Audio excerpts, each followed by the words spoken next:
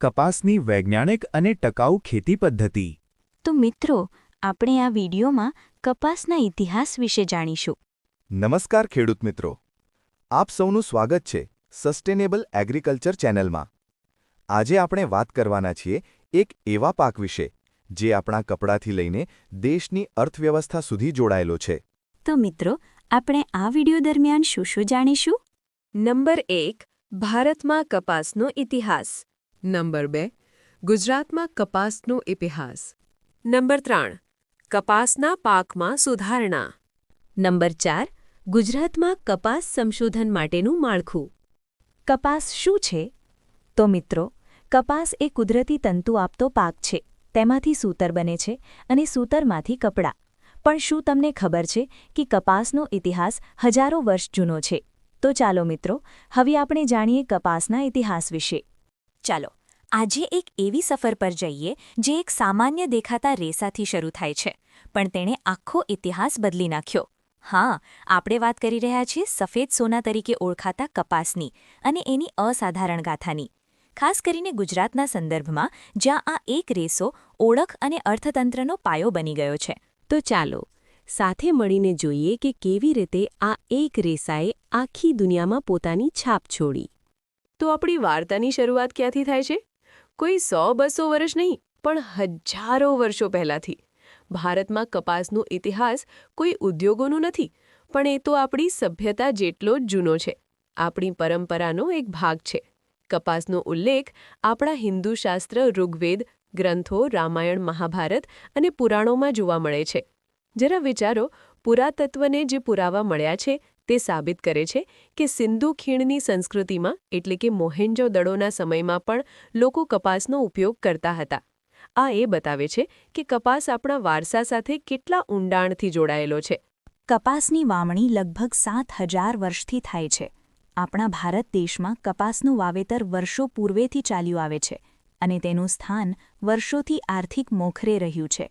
ભારતમાં આઝાદી પહેલાંના સમયમાં કપાસ અને ગૃહ ઉદ્યોગો એકબીજાના પર્યાય હતા. એટલું જ નહીં, પણ ખેડૂતોની અને વણાટકારોની જીવાદોરી તરીકે આ પાક હતો. સમય જતાં જતાં અંગ્રેજ શાસનમાં ભારતમાં પેદા થતો દેશી કપાસ બ્રિટનની મિલોને અનુકૂળ થતો ન હોવાથી ઇંગ્લેન્ડની કાપડની મિલોને અનુરૂપ એવા કપાસ માટે સંશોધન કરવાની બ્રિટિશરોને ફરજ પડી હતી. વધુમાં, આઝાદીની ચળવળના પ્રણેતા અને દુનિયામાં મહાન સત્યાગ્રહી નેતા તરીકે જાણીતા મહાત્મા ગાંધીજીએ પણ ખાદી અને ચરખા દ્વારા કપાસને સ્વદેશી આંદોલન સાથે જોડ્યો અને કપાસ સ્વાવલંબન અને આત્મનિર્ભરતાનું પ્રતીક બન્યો. બ્રિટિશ સમય દરમિયાન અને આઝાદી પછી પણ કપાસ પરનું સંશોધન ચાલુ રહ્યું છે.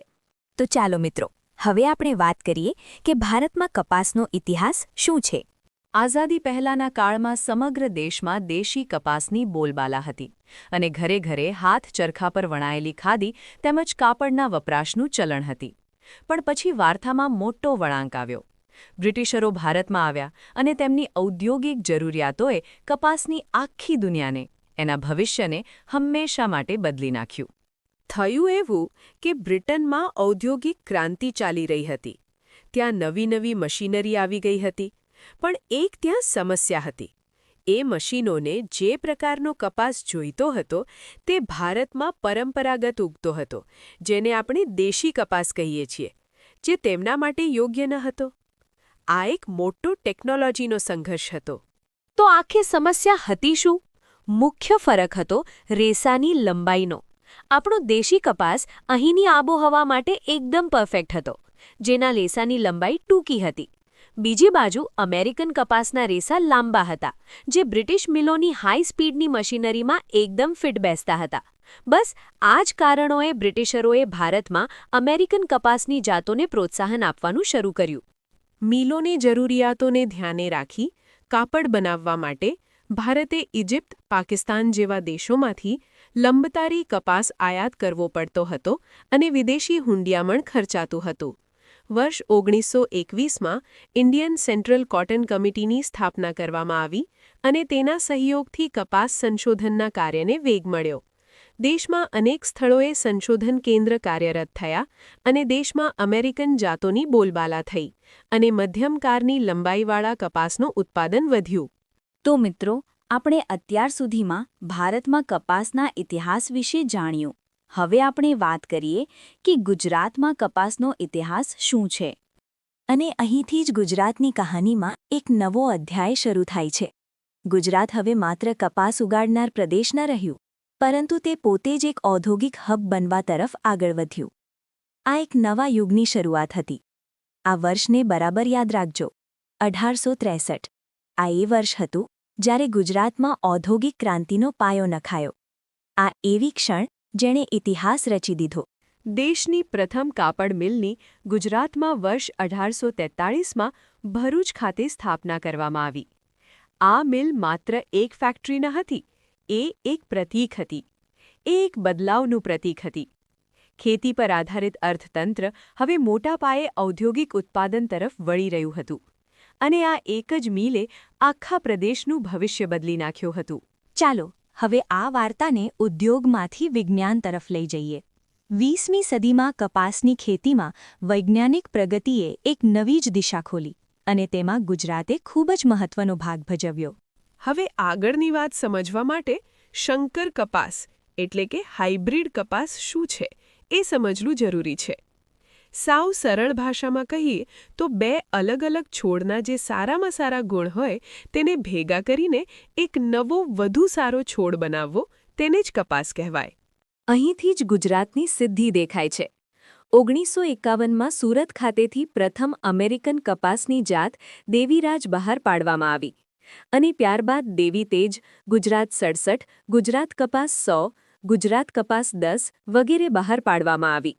1971માં ગુજરાત રાજ્યમાં સુરત કેન્દ્રથી ડૉક્ટર C.T. પટેલ દ્વારા વિશ્વમાં સૌપ્રથમ વ્યાપારી ધોરણે વપરાતો કપાસ સંકર 4 ખેડૂતો માટે માન્ય કરાતા દેશ અને કપાસની દૃષ્ટિએ સફેદ ક્રાંતિ આવી અને ત્યારબાદ સુરત ખાતેથી નવી સંકર જાતો જેવી કે ગુજરાત કપાસ સંકર 6, ગુજરાત કપાસ સંકર 8, ગુજરાત કપાસ સંકર 10, ગુજરાત કપાસ સંકર 12 અને ગુજરાત કપાસ સંકર 14 ખેડૂતોને આપવામાં આવી, જેને લીધે દેશ કપાસની નિકાસ કરવા સક્ષમ થયો.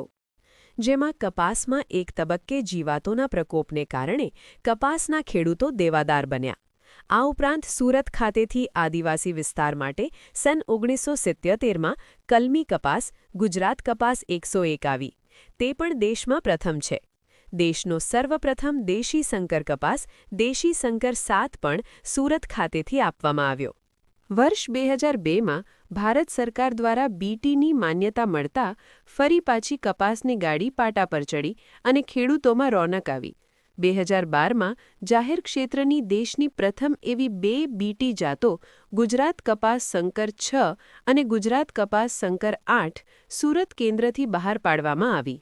વર્ષ 1896 સ્થાપના થયા બાદ વિશ્વની તેમજ દેશની પ્રથમ શોધો જેવી કે દેવીરાજ, સંકર 4, ગુજરાત કપાસ દેશી સંકર 7, ગુજરાત કપાસ સંકર 6 અને ગુજરાત સંકર કપાસ 8 સુરત ખાતેના કપાસ સંશોધન કેન્દ્રની ભેટ છે.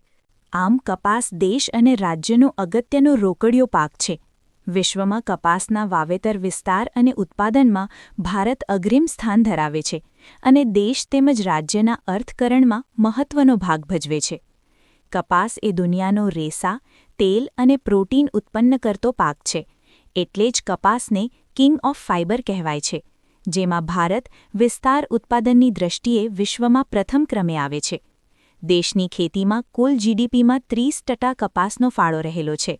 દેશમાં લગભગ 125 લાખ હેક્ટરમાં અને ગુજરાતમાં 26 લાખ હેક્ટરમાં કપાસનું વાવેતર થાય છે. ગુજરાત રાજ્યમાં કપાસના પાકની એકમ વિસ્તાર દીઠ ઉત્પાદકતા 707 કિલોગ્રામ પ્રતિ હેક્ટર છે. ઉષ્ણ અને સમશીતોષ્ણ ઉષ્ણતામાન ધરાવતા 80થી વધુ દેશોમાં કપાસનું વાવેતર થાય છે, જેમાં કપાસનું 85% ઉત્પાદન ફક્ત 10 દેશો ચીન, Bharat, United State, Pakistan, Brazil, Uzbekistan, Australia, તુર્કી, તુર્કમેનિસ્તાન અને ગ્રીસ દ્વારા થાય છે. વિશ્વમાં કપાસના વાવેતર અને ઉત્પાદનમાં ભારત પ્રથમ સ્થાન ધરાવે છે. ભારતમાં મુખ્યત્વે 10 રાજ્યોમાં કપાસની વૈજ્ઞાનિક ખેતી કરવામાં આવે છે. 1. ઉત્તર ઝોન, જેમાં પંજાબ, હરિયાણા, રાજસ્થાન અને પશ્ચિમી ઉત્તર ઝોનનો સમાવેશ થાય છે. 2. કેન્દ્રીય ઝોન, જેમાં મધ્યપ્રદેશ, મહારાષ્ટ્ર અને ગુજરાતનો સમાવેશ થાય છે. 3. દક્ષિણ ઝોન, જેમાં આંધ્રપ્રદેશ, કર્ણાટક અને તામિલનાડુનો સમાવેશ થાય છે. આ 10 રાજ્યો મળીને કપાસના વાવેતર, વિસ્તાર અને ઉત્પાદનમાં અંદાજે 95% ફાળો આપે છે. કપાસની વૈજ્ઞાનિક ખેતી માટે ગુજરાતનું હવામાન, ભૂસ્તરીય સ્થિતિ, જમીન, ખેડૂતોની પહેલ કરવાની સાહસવૃત્તિ અને આગવી કોઠાસૂઝ તથા અન્ય પરિબળો અનુકૂળ હોવાથી ભારતમાં ગુજરાત રાજ્યમાં કપાસનું સૌથી વધુ ઉત્પાદન કરતું રાજ્ય છે, જેમાં સૌરાષ્ટ્રનો સિંહ ફાળો રહેલો છે.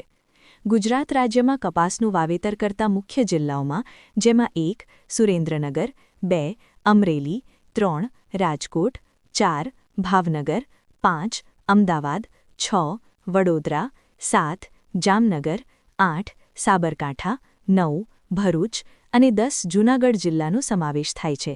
તો મિત્રો, આ હતો સફેદ સોના તરીકે ઓળખાતો કપાસનો ગુજરાતનો ઇતિહાસ. હવે આપણે વાત કરીએ કે કપાસના પાકમાં પાક સુધારણા માટેના કેવા પ્રયાસો કરવામાં આવ્યા છે તેના વિશે. ક્યારેય વિચાર્યું છે કે કપાસ જેવો એક સાધારણ રેસો અને પાછળ વૈજ્ઞાનિક શોધોનો આખો ઇતિહાસ છુપાયેલો હોઈ શકે? આજે આપણે એ જ સફર પર નીકળવાના છીએ.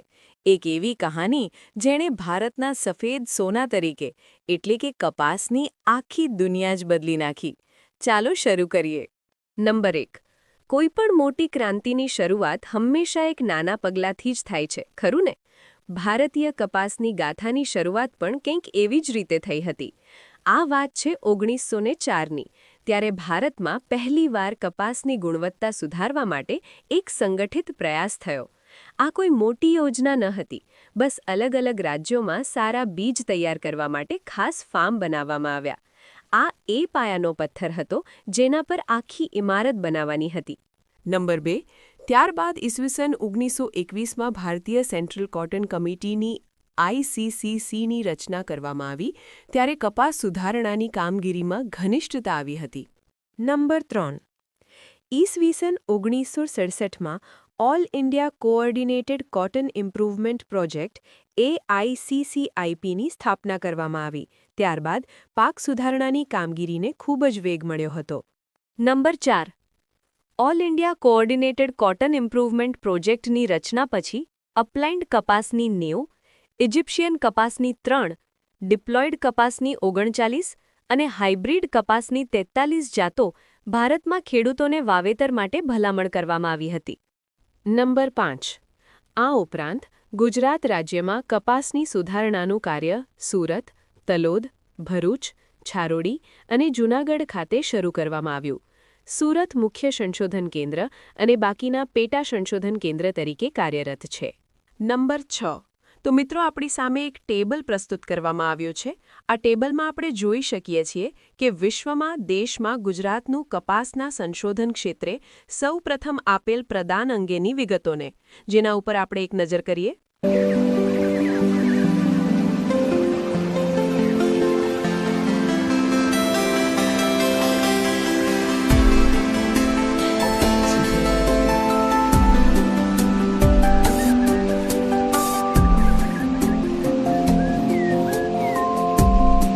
મિત્રો, આપણી સામે એક બીજું ટેબલ પ્રસ્તુત કરવામાં આવ્યું છે.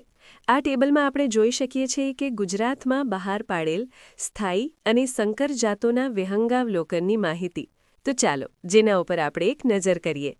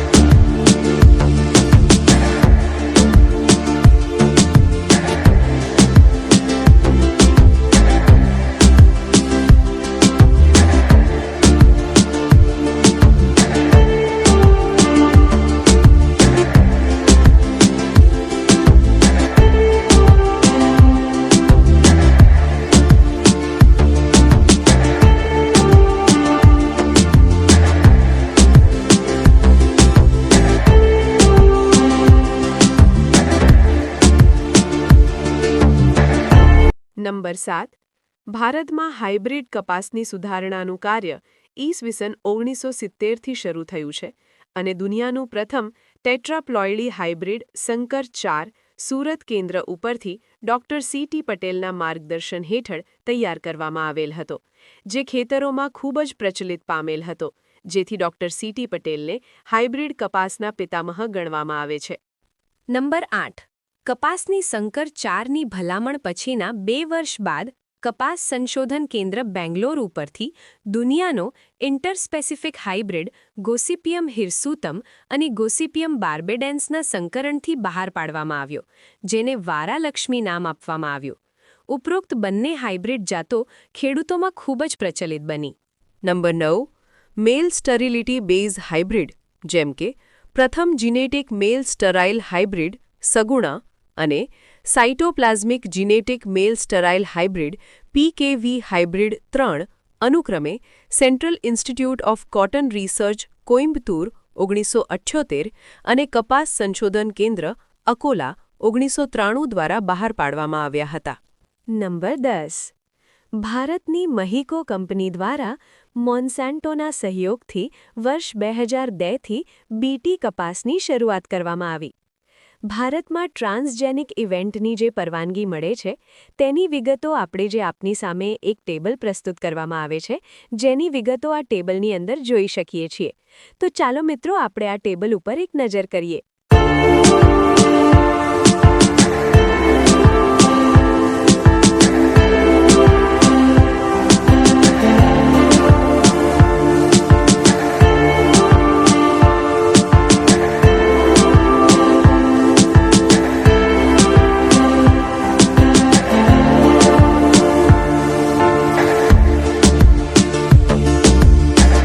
તો મિત્રો, આ રીતે કૃષિ ક્ષેત્રે ઉત્પાદન વધારવામાં અને હરિયાળી ક્રાંતિ ક્ષેત્રે હરણફાળ ભરવામાં જે પરિબળોએ ભાગ ભજવ્યો છે, તેમાં વધુ ઉત્પાદન આપતી જાતો, હાઇબ્રિડ જાતોના સુધારેલા બિયારણનો ફાળો ખૂબ જ અગત્યનો છે.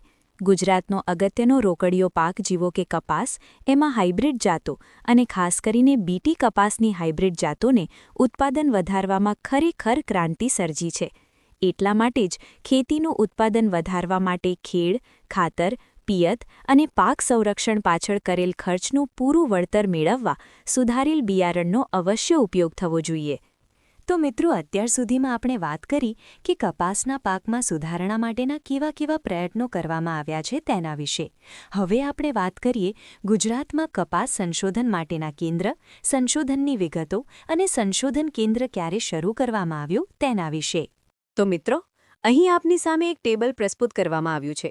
તેમાં આપણે ગુજરાતમાં કપાસ સંશોધન માટેના કેન્દ્ર, સંશોધનની વિગતો અને આ કેન્દ્ર ક્યારે શરૂ કરવામાં આવ્યું છે, જેની વિગતો આપણે જોઈ શકીએ છીએ.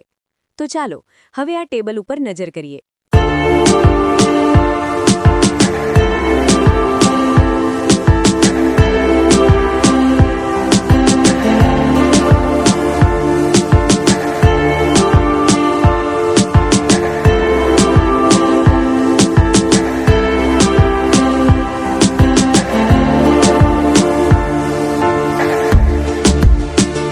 કપાસનો ભૂતકાળ ખૂબ જ ભવ્ય રહ્યો છે, પણ તેની સફર અહીં અટકતી નથી. પ્રાચીન ખેતરોથી શરૂ કરીને આધુનિક ફેક્ટરીઓ સુધી પહોંચેલો આ રેસો હવે ભવિષ્યમાં કયો નવો માર્ગ લેશે, એની ગાથાનો આગામી અધ્યાય કેવો હશે, આ એક સવાલ છે, જેનો જવાબ આવનારો સમય જ આપશે. ત્યાં સુધી અમને રજા આપશો. આભાર.